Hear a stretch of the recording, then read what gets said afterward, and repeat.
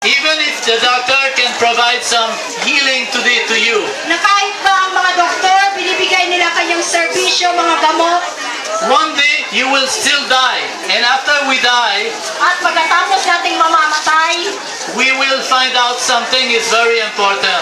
doon natin malalaman na mayroon palang pinakamahalagang bagay sa ating buhay.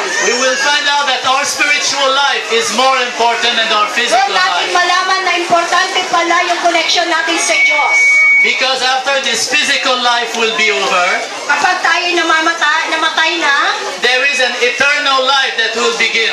meron po walang hanggang na buhay na mag-uumpisa pa lang. We will spend eternal life with Jesus, or we will spend eternal life away from Jesus. Tayo ba ay pupunta sa kay Jesus o pupunta kay Satanas sa impyerno? And close your eyes with me. Tayo this po yung morning. muko at pikit ang ating mga mata.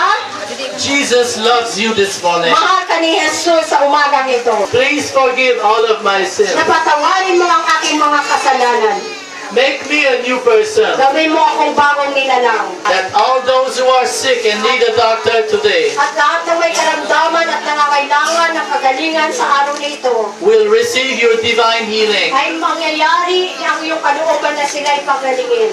Whether it is done through the wisdom of the doctor, Ito ba'y mangyari dahil sa kakayahan ng mga doktor? or it is done supernaturally through miracles done in Jesus' name. Kung ito ba'y mangyayari dahil sa kapangyarihan ng galing sa langit? Palapakan muna natin ang Lord. Okay, sa oras na ito, mag-umpisa na po tayo sa ating dental and medical clinic. Okay? Is that true? Yes. We recognize ourselves. I was like that too. Sabi ni Pastor Rene, ganun din daw siya sa to. I was not satisfied with my life. Pero hindi siya kontento sa buhay niya. I had no hope for my future. Wala siya pag-asa dito sa abot na panahon. Then someday, Sa ibang oras, someone told me that I can have a new beginning with Jesus Christ in my heart. isa daw sa buhay niya, ayun nagsabi sa niya, nag-share sa niya na ayun pa lang siya pag-asa sa buhay niya. Nanalangin ako sa pangalan ng Jesus.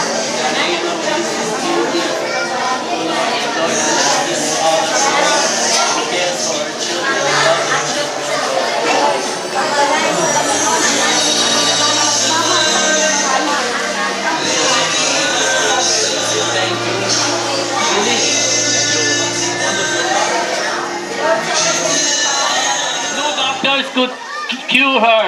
Walang, mas kahit pa espesyalista, pinakamagaling na doktor, hindi siya mapagaling. Naubos na ang kanyang pera sa She kapapagamot. had spent all of her money with doctors, but he couldn't do anything. Walang magawa yung mga doktor. But she has a special faith.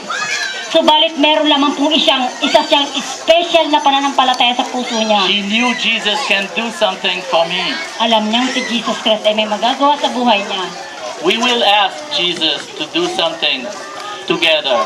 Sasabihin natin sa Panginoon, sabay-sabay tayo na kumilos siya ngayon sa oras na to.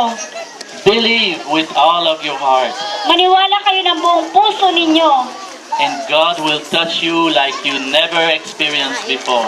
At hihipuin niya kayo, mararamdaman niyo itong Panginoon, hindi niyo pa naramdaman sa buong buhay. Paano magkakaroon ng direksyon yung buhay nila? And everybody listened to the Lord Jesus Christ that day for a long time. So marami nakinig sila sa pangangaral ng Panginoon sa ilang oras.